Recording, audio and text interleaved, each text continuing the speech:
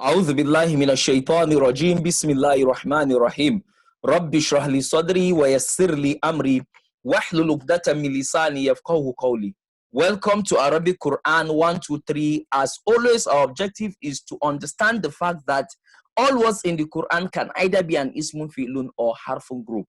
It must belong to one of these three groups. So we intend to now study the second group, which is the fi'lun, and be careful about application of the rules that we had learned earlier on. So there are some pitfalls that as beginners of the language of the Quran, we need to try to avoid. For example, we have ja'atkum. Ja'atkum as a word is actually made up of combinations of some words. For example, kum is one of it.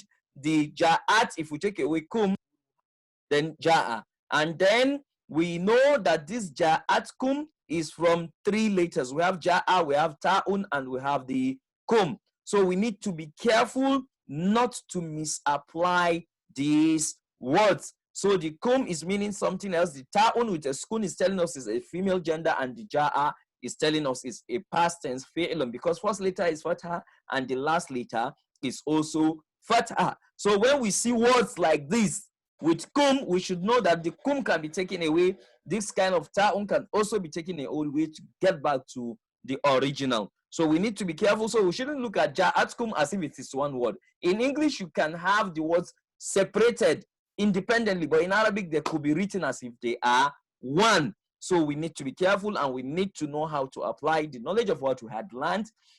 Moving on, we see the T is still another mistake. The T sometimes might refer to anti, hence it might refer to here. For example, we have zagotil abusaru in the second line. What is zagotil abusaru? So this T, we cannot be able to tell whether it is the zagoti or is the zagot that is being referred to. So why should we even bother ourselves as to it might be zagoti or zagot?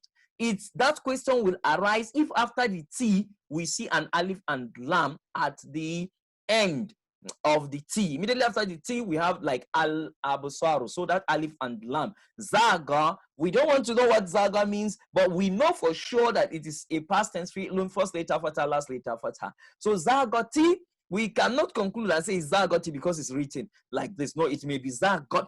So we have to be careful. And why? Why do we even have to exercise that caution? Because of the al-absara that comes after the T.